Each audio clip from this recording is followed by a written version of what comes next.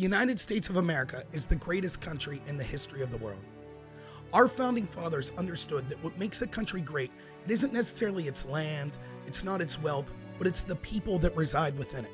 No time in history before them had there been a constitution or a legal document set forth to govern a nation that relied on the individual and personal freedom and personal responsibility. That is the ideology that made the United States great and continues to make it great.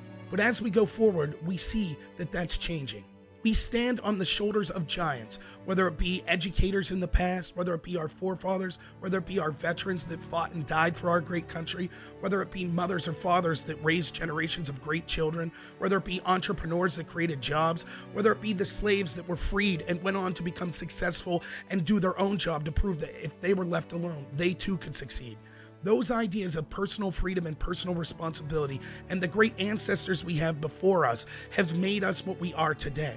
We don't want to be the generation that lets that slide. Today we see that it's been going on for decades, that normal Americans and their personal freedom and responsibility has slowly eroded away. This is because all of our cultural institutions of power are dominated by the establishment, and particularly an establishment leftist ideology. This means that things like hard work and personal responsibility have been replaced with things such as victimhood and claiming that you're perpetually a victim and that's somehow worth something. A normal American works 9 to 5 and they just want to be left alone by the government. I've grown up in rural Pennsylvania my whole life. The people that I respect, the people I think are the salt of this country, are blue-collar workers that I see every day, my family and friends. Whether they be truck drivers, welders, they hunt for recreation and for a livelihood. Whether it be carpenters, whether it be educators or people in the service industry. These people just want to go to work, provide for their family, have a good life, and be left alone. Where is their voice? They've been drowned out amongst a chorus of the establishment left that controls all of our cultural institutions of power that shape the public narrative. Whether it be the mainstream media, which comes almost 95% from the establishment leftist perspective. The same is true of academia. The same is true of our entertainment industry in Hollywood. And you could also say that of the people that control Silicon Valley and many of these social media corporations. Imagine it. You work 9 to 5, you come home, want to relax, you turn on your local news. All of the information you get is from this establishment leftist perspective. So you turn the news off and maybe you get ready for your night class that you're taking. That academia is almost entirely coming from that establishment leftist perspective. So you say, you know what, I just want to forget about it all and tune on some television, something entertaining. So you turn on a late night comedy show. All of it's dominated by the exact same ideology, this establishment leftist perspective. So then maybe you go onto Facebook or Twitter or YouTube in order to talk to people that maybe share your life experience. But again, those are all ran by organizations and companies that come from that same establishment leftist perspective. And make no mistake about it, this isn't the leftist that's my friend or my neighbor that I'm talking about.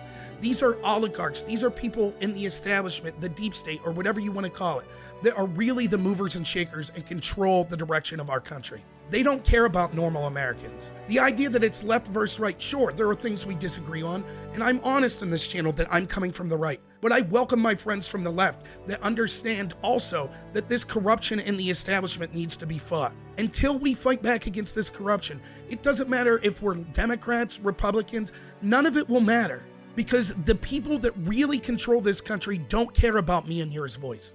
The election of Donald Trump was the first time in my life that we see the possibility of outing the corruption of this establishment. And yet, and despite this, we see that the establishment is laughing. They think that they're still winning. People like James Comey that ran the FBI as a personal mercenary squad for the Democrats and Barack Obama laugh as they escape indictment after indictment, even as their crimes are made public for all to see. The media covers for them and celebrates this corruption.